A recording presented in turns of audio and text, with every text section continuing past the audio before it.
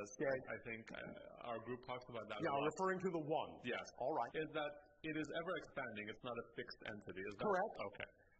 You also said, and I think we all understand also, that time is a concept that is created when process needs to happen or needs to be understood. Yes. Okay.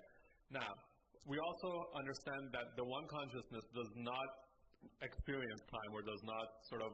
Well, not the way you do, although it is obviously aware of the concept of time since it is created within the one. Fair enough. But then let me ask my question, and maybe that will make it more specific. How does that process of expansion of the one consciousness occur without being subject to time? Does that make any sense as a question? Well, yes, it makes sense, and it may or may not be translatable in your experience. I will do the best I can to explain it in human words. Thank you. First, let's get some terminology so that we are on the same page. To us, there is actually a difference between all that is and the one. They're not quite the same thing to us. Because all that is does not know itself as all that is. But the one knows itself as the one. That's the difference between the two. The one represents the first level of reflection that creates everything else, from the one on down. So, in order for all that is to experience itself, it does then, within itself, shall we say, create a separation, a division, that then becomes known as the one. Obviously, that must involve some sense that you would recognize as a space-time separation. But it is nowhere near as concrete or crystallized as what you call, typically, space and time in your reality. It's nowhere near as fixed. But it obviously is there to some degree, and it is being used in that sense to create the first separation that then creates all other separations into denser and denser and denser levels of space-time. So yes, the template is even on that level, but it is on that level in its purest, simplest form, only creating a single division that still is experienced by the one as a now eternal moment, but is experienced by the one as the one, whereas all that is has no such experience at all. Does that make sense? Very much. Just to follow up a little bit on that. So more follow-up, yes. When that first split happens, yes, and the one is created from all that is, yes. Right?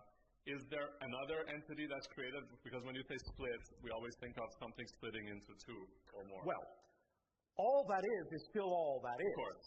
Now, in the one, in that moment of the creation of the one recognizes itself as also the totality of polarity.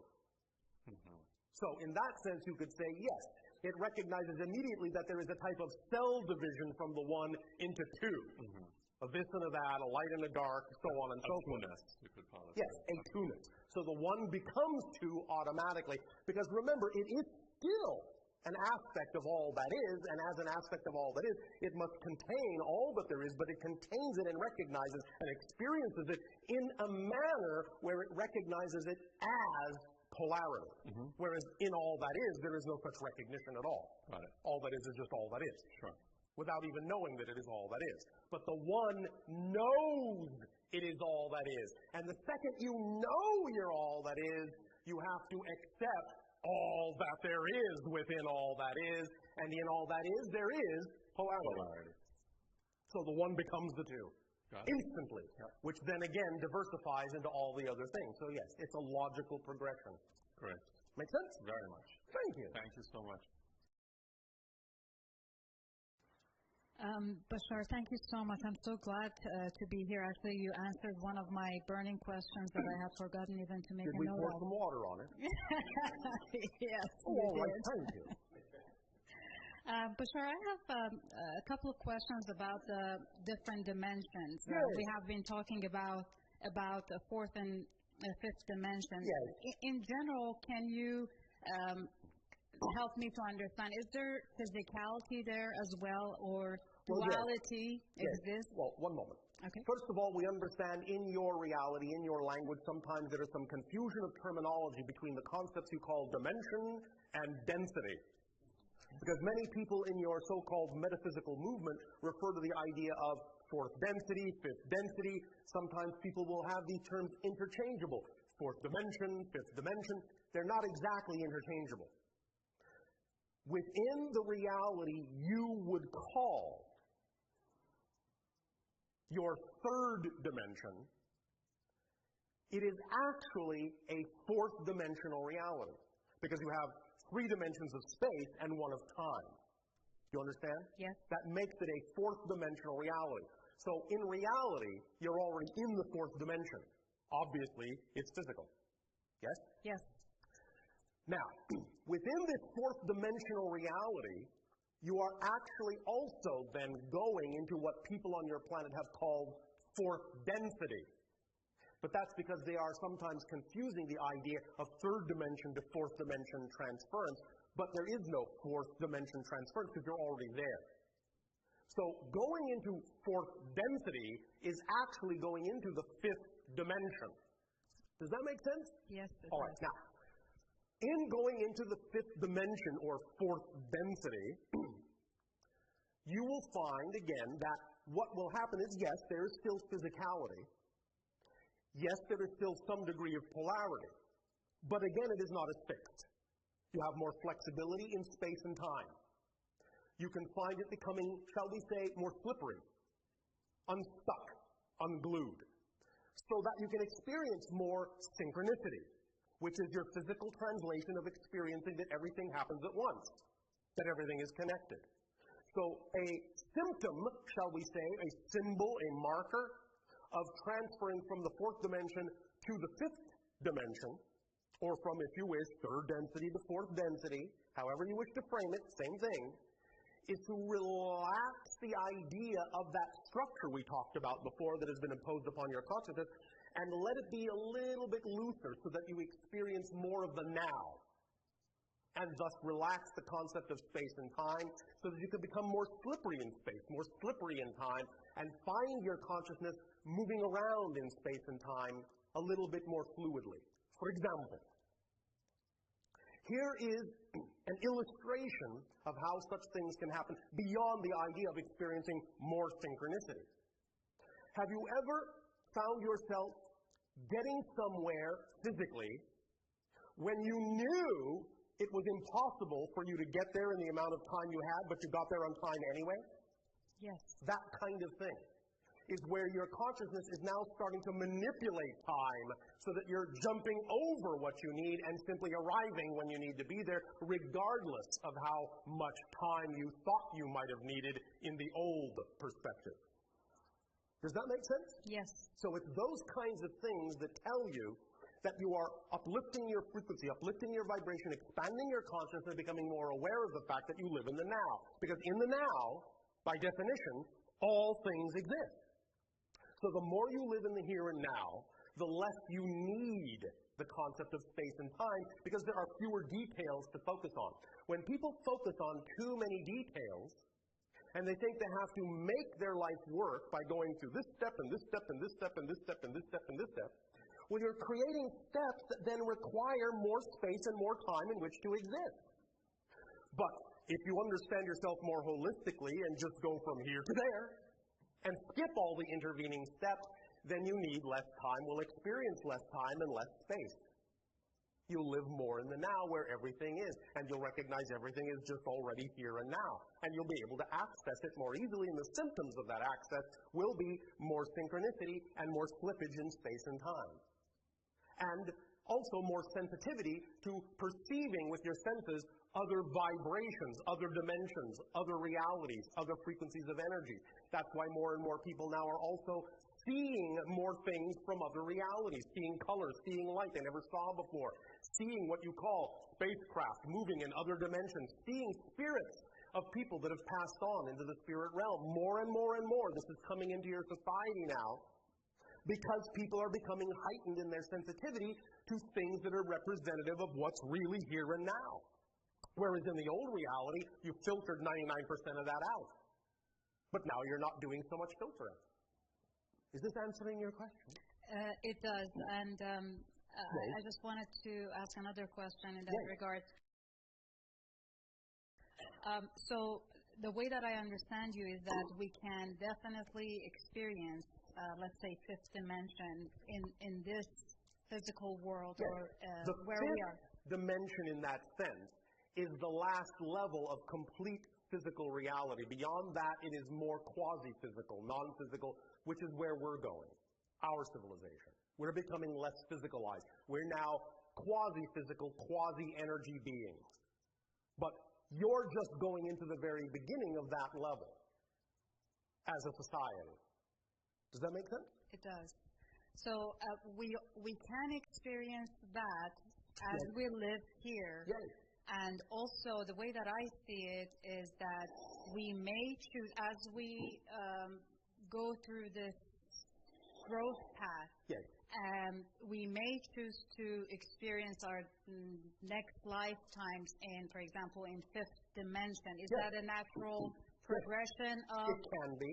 It depends. It depends on your choices. It can be representative of a natural progression, yes. But remember, on that higher level, time is not linear. So you can actually choose a life that from physical reality's point of view would actually be before the life you're having now as your next life. Just because you think you might need that experience for your progression. So on that level, it's not linear. Because remember, from that level, you recognize all lives coexist simultaneously. And you're just keying into them in whatever order you think actually serves you best. So it depends on what you mean by progression. Because some souls will feel that they want to hop all over the place, and that creates the kind of progression they need, and some souls will do it very linearly. They will connect to their lives in what, from a space-time perspective, would appear to be one life after another, one dimension after another. But you don't have to do it that way. In fact, one of the things that lets you know you're really truly functioning on a higher level is that you really stop depending on linearity at all. And you start experiencing yourself in a multitude of ways simultaneously. On a high level, you will experience all your physical lives at once. At the same time, and actually be able to handle all that input all at once.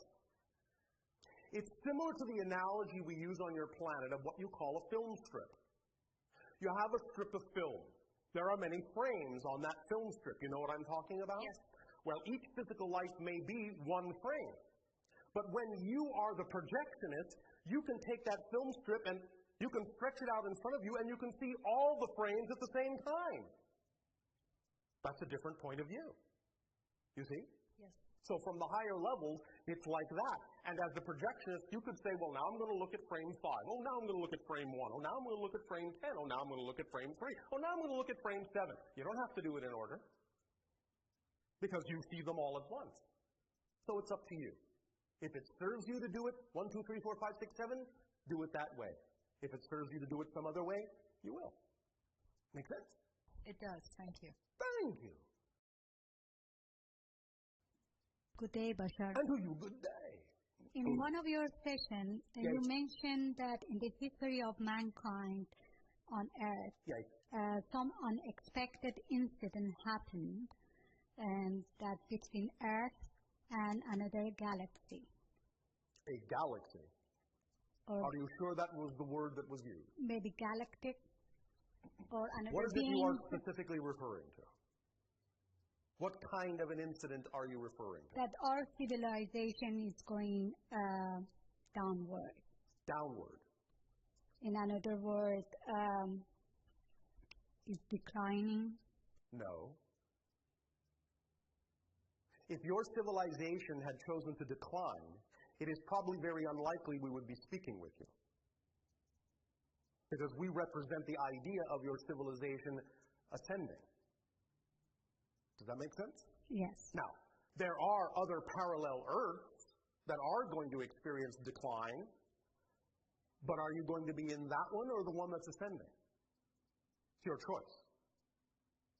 Does that make sense? Yes, yes. Is that answering the question? Or is there something else about this that you are referring to? Can you elaborate on the last point you made about the one moment. First, I want to know that we are clear. Yes, we are. Are you sure? Yes. All right. If for any reason some of this is not clear, by all means, speak up. All right? Okay. Thank you. Now, again, everything exists all at once. Anything that can exist does exist. Anything you can imagine, somewhere, somewhen is real, because you can't imagine non-existence. Go ahead, I'll give you a moment, try. There, you see?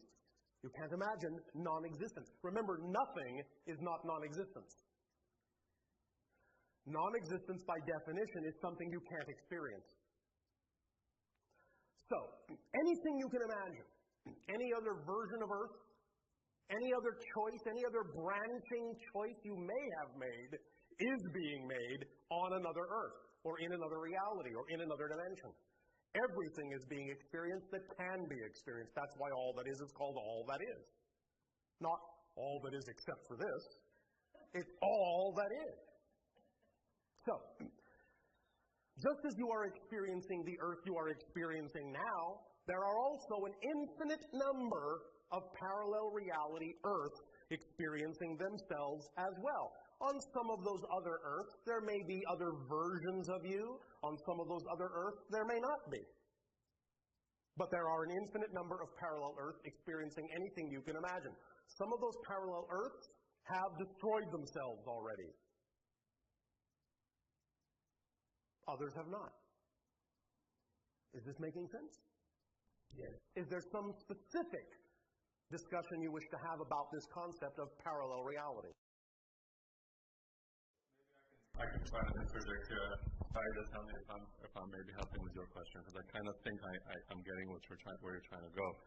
There is, Bashar, a version of the history of the Earth, yes, as we're experiencing the Earth right now, yes, that basically posits that at some point in the past of the Earth, yes, there were beings from elsewhere that came or that yes. decided to Are you intervene. referring to the Anunnaki? Yes. Oh, all right. Okay. Yes. So, and they interjected their genetic material into the hominid life form that existed on Earth and helped create the human form into which souls could incarnate. Yes. Okay. But Great. why do you think your world is in decline because of that? I don't. My question was going to be more in the terms as follows. Yes. Is that intervention, in fact, something that has had, shall we say, negative effect on the Earth since that time on? In other words, it is an interaction that has had an effect that is positive or negative depending upon how it is used and viewed. Okay, let me ask that differently then. I understand what you're saying.